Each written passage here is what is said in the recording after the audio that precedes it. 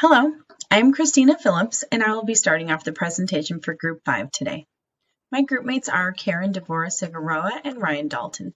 We will be telling you about public transit. Public transit is also referred to as public transportation, mass transit, and mass transportation. It is the mass movement of people using group travel technologies. The essential feature of mass transportation is that many people are carried in the same vehicle or collection of attached vehicles at the same time. This makes it possible to move people in the same travel corridor with greater efficiency and shared costs. Let me tell you a brief history about mass transit. In the United States, the first publicly operated transportation is reputed to be a ferry boat in Boston, Massachusetts in 1630.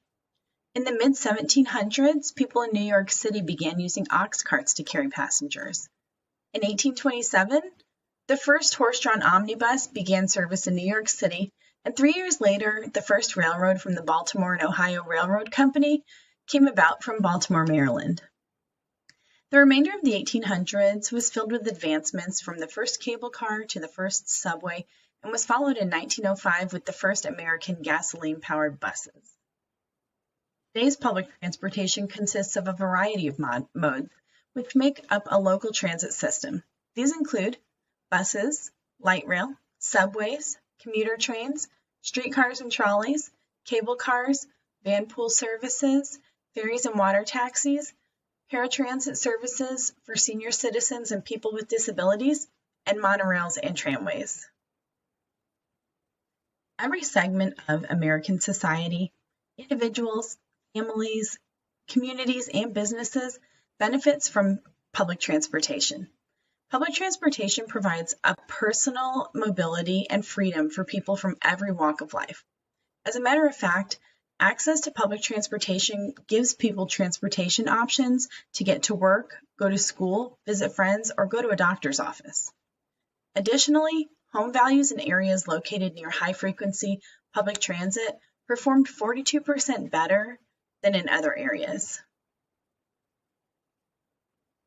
Additional benefits of public transit include lower costs to carry each person, reduced gasoline consumption and carbon footprint, improved travel time compared to other modes of transportation, and improved safety when traveling compared to automobiles. Note that a person can reduce his or her chance of being in an accident by more than 90% simply by taking public transit as opposed to commuting by car. Traveling by public transportation is 10 times safer per mile than traveling by automobile. Public transportation is a $71 billion industry that employs more than 430,000 people. Unfortunately, 45% of Americans still have no access to public transportation, and in 2017, the ASCE Infrastructure Report Card gave the nation's transit system a D-, which was a decrease from a D in 2013. The ASCE would like to expand and improve the operations of public transportation in the United States by planning for new rail lines, extending existing rail lines, launching commuter bus and train services, and expanding bus routes into areas never before served by transit. Following is an in-depth look at two of the modes mostly affected by the ASCE policy statement: buses and high-speed rail. So a bus is usually characterized as being a wheeled vehicle that is self-propelled and is able to accommodate more than 10 passengers on a fixed route. The purpose of the bus is that prior to buses, we had streetcars. However, streetcars did not allow for the route flexibility that buses do. Some important years to highlight in the history of buses is 1830, when it is believed that the first bus was designed in Great Britain by Sir Goldsworthy, and this was a stagecoach driven by a steam engine. In 1921, we had the first vehicle that was created with a bus-specific chassis, and prior to this, we used truck chassis for buses, and this is the framework of the vehicle. In 1953, we had air suspensions added to the design of buses, and this allowed for the bus to stay at a constant height as the load fluctuated throughout the day, so as more and less passengers got on the bus. The types of buses there are city transit, suburban, intercity or tour, and school. So a city transit bus is usually defined as being a low-speed, low-platform bus that gives space for people to stand and wheeled passengers. It has two entrances on the curbside. A suburban bus is usually meant for short intercity runs and allows for luggage compartments and a single front entrance.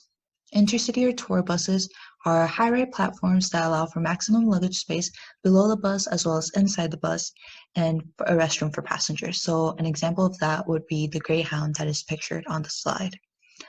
For school buses, these are usually meant for 50 passengers and allow for a lot of safety provisions. So these would be your seat belts, as well as a stop sign that comes out as students are boarding or off-boarding the bus and crossing the street. SkyRide is an example of a city and transit bus because not only is it for campus, but also for the city of Ames. Its history is not complete, it is ongoing, and you can find the online database in the SkyRide website. On the slide, we have some statistics for the fall 2019 school year, and this pictures the amount of passengers we had, the buses that were running, as well as the operating expenses. Route Orange 23 was the most used route, and because of this, it has an articulated bus. So an articulated bus is a bus that joins two buses in by a section, and this allows for 75% increase in passengers, as well as it saves 20% of the fuel compared to had two buses being used instead of one. And some sustainability efforts that are being implemented by SkyRide are the SkyRide fleet, which are 12 buses that use hybrid engines as well as biodiesel fuel. And biodiesel fuel is used as well in the SkyRide buses, and more of it is used in the summer and springtime compared to the winter. The future of buses holds a lot of expanding the power that is used to run these buses. So this would be like using electric, solar, or autonomous vehicles or buses. And this technology is already existing in other countries, but it is not as prominent here in the United States. And expanding it to other cities would probably be the most sought out priority. Another cool thing that I found out was the straddling bus, and that is pictured on the slide to the left. And this was a bus that was supposed to run over the traffic on the roads, and it was tested in China. However, it was discontinued. All right, moving on to high-speed rail. To start, investment in high-speed rail is key to the future of the United States economy and the efficiency and sustainability of it. There's a lot of benefits to high-speed rail, including increasing travel speed, decreasing delays, and such. The availability of high-speed rail abroad includes a lot of networks abroad. Europe has a very developed network on both halves of the continent. Western Europe's a little more advanced than Eastern Europe, but both still qualify as high-speed rail lines. China has a very developed system as well. They have over 12,000 miles of track in 9 years, continue to be one of the fastest growing networks abroad. Japan actually has a very old system, but their system, they continually upgraded it, and it's a very effective system today. As you can see, 99.3% on time arrival rate and no fatalities. It's great for a high-speed rail system. Amtrak is the pioneer in the United States for high-speed rail, but they are investing heavily in high-speed rail right now, and they're trying to improve some of their lines, especially in the Northeast corridor with high-speed rail networks. I think this would also be a very beneficial tool for their long-distance routes, because those routes are very, they're not profitable right now. They're actually their least profitable routes, so high-speed rail would make those a lot better. And Chicago is a central hub as well, and with a lot of freight and passengers going to Chicago, there's not that many tracks that they can go on. Well, dedicated high-speed rail lines would change all that and reduce track congestion. I guess one major challenge, though, as you might have seen from other slides, is Amtrak doesn't own any of their track, or well, they own very little of their track. So with that said, they would need to invest heavily in dedicated high-speed rail lines to get to a very good point. Other projects in the United States, California's got a project. It's very big right now. It's one of the biggest ones in the United States. Very ambitious.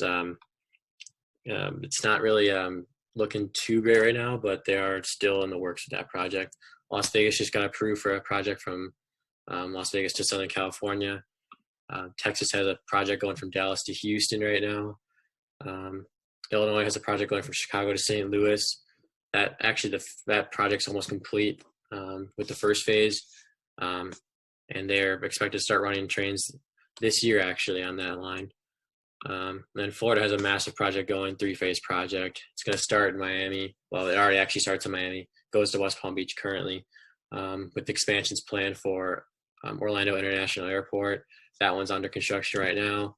And then eventually they're going to try going into Tampa Bay, but that's still under some planning phases right now. Some goals with the high-speed rail, though. I guess the main goals we have is to make a national network in the United States for high-speed rail that effectively connects and services everybody in the United States. Secondly, we'd like to, relieve traffic congestion, ease the burden on existing infrastructure. Roads would last a lot longer if there was less cars on them because people would be taking high-speed rail. On top of that, high-speed rail is very environmentally sustainable. It's all electric. There's no emissions, actually. And so this would reduce emissions not only for trains, but also for cars, because there's less cars on the road, so less carbon emissions. And on top of that, we'd like to maximize the efficiency and minimize the economic loss of, like when trains are waiting for other trains to go by. That's economic productivity being lost. There was a lot of information on this presentation. I know I did not cover all of it, as you can see, but you can go back and look. And thank you guys for our presentation today. And here's our references.